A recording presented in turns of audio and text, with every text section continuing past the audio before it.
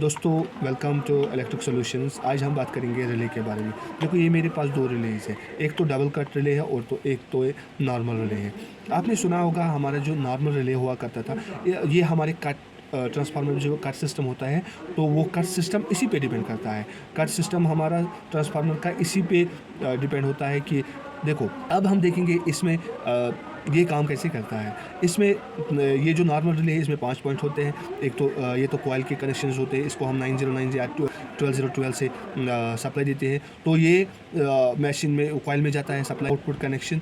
एक तो जाता है मीटर को और एक तो जाता है सॉकेट में, और ये होता है हमारी कट लाइट, और यहाँ पे हमारी लीड जाती है। या तो लीड डायरेक्ट जाएगी या तो अप डाउन से लीड जाएगी। ये तो सिंपल रिले है। इसमें हमारा मगर प्रॉब्लम ये होता था कि तो कट हो जाता तो हमारी पावर सप्लाई बंद हो जाती थी। लेकिन आजकल के वक्त में हम इसको चेंज किया है। हमने अब डीसी रिले हम इस्तेमाल करते हैं ट्रांसफार्मर। डीसी रिले काम कैसे करता है? डीसी रिले, इसको हम ऑटो लाइन भी कहते हैं। जिस ट्रांसफार्मर में ये लगा हुआ होता है, फंक्शन कैसे करता है कि देखो, उसमें प्रॉब्लम ये था कि जब कट हो जाता था तो ये पावर सप्लाई बंद करता था, आउटपुट सप्लाई बंद करता था। लेकिन डीसी रिले में सबसे यही खूबी ये है कि अगर हमने पावर इंक्रीज़ किया तो हमारा ट्रांसफार्मर कट करता है, लेकिन आउटपुट सप्लाई वो छोड़ता है फिर भी, लेकिन उसी वोल्टेज पे जिस पे इनपुट आता है। मतलब कहने का ये है कि हमारी इनपुट सप्लाई जो होती है वो फिर भी ट्रांसफार्मर आउटपुट छोड़ता है, लेकिन जो ट्रांसफार्मर का खुद का बना हुआ आउटपुट होता है वो ये कट करता है। डीसी रिले का काम यही है कि इनपुट सप्लाई जो होता है वो ये छोड़ता है कट के समय पे, जब कट नहीं होता तो अपनी सप्लाई छोड़ देता है।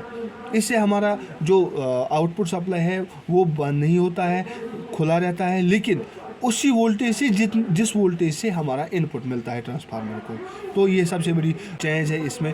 और उसमें हमारे 5 पॉइंट्स थे, लेकिन इसमें हमारे 8 पॉइंट्स होते हैं। तो इसमें भी उसी तरह की कॉइल लगी हुई होती है, लेकिन इसमें डबल पॉइंट होता है। सब देखेंगे इसमें सिंगल होता है, इसमें सिंगल वाला होता है, इसमें डबल वाला होता है। इसमें भी कॉइल है, लेकिन इसमें ये डबल होता है। देखो, हमारी ये यहाँ से हमारी सप्लाई मिलती है 90 या 12 जितनी बड़ी रिले होगी उतना बड़ा उसमें मशीन भी लगेगा जो सप्लाई देगा रिले को। तो यहाँ से जब सप्लाई आती है तो इस दोनों को हम जॉइंट करते हैं, तो यहाँ से हमारा कट लाइट निकलता है। रिले जब काम करता है, जब नॉर्मली काम करता होता है तो ये इसके साथ चिपका हुआ होता है। जब ये कट करता है तो ये बाहर आ जाता है, थोड़ा सा इनके साथ मिलता है, तो हमारा कट लाइट वहाँ से जलता है। ठीक है। और उसके बाद first point, second point, third point and fourth. ये जो एक्चुअली ये थर्ड पॉइंट है। थर्ड पॉइंट हमारे जो हमारी कॉइल होती है ट्रांसफार्मर की, उसी के फर्स्ट पॉइंट को जाती है, और उस पे और एक तो उस मीटर पे जाता है। दूसरा हमारा कॉमन को जाता है, और तीसरा हमारा ये जो एक्चुअली पांचवा है, ये हमारे आउटपुट सप्लाई को जाता है, आउटपुट मतलब सॉकेट को जाता है, और ये यहाँ पे हमारी लीड लगती है। देखो, अब ये यहाँ मैंने इसलिए ये वीडियो बनाया है। ऑटो लाइन ट्रांसफार्मर में भी एक प्रॉब्लम है, हम पुश पुल इस्तेमाल करते हैं। पुश पुल हमारा काम कैसे करता है कि जब वहाँ से जब पावर सप्लाई आ जाती है तो हमें पुश करना पड़ता है।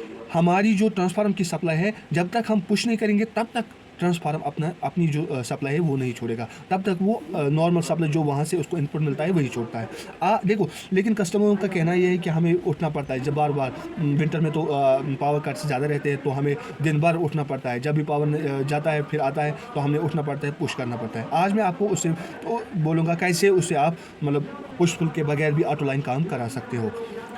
ये जो कॉमन है, जहाँ पे हमारा कॉमन लगता है और यहाँ पे हमारा लीड लगता है, जब हम इस कॉमन और लीड को हमने इसको क्या करना है, जॉइंट करना है। इन दोनों को जॉइंट करना है, इन दोनों को भी जॉइंट करना है। यहाँ से हमारा निकलता था ये, अगर हम इसको जॉइंट नहीं करेंगे तो ये और ये निकलता है हमारे पुश पुल के लिए। जब हम इनको डायरेक्ट करेंगे तो हमारा पुश पुल का काम खुद ब खुद हो जाएगा, तो हमें पुश नहीं करना पड़ेगा। Hope guys you have understood. ये थोड़ी सी इन्फॉर्मेशन थी हमारे लिए जो डबल कट रिले हमारा है उसके बारे में। प्लीज़ आपसे ये गुजारिश है कि चैनल को सब्सक्राइब करो, शेयर करो, लाइक करो। Thank you.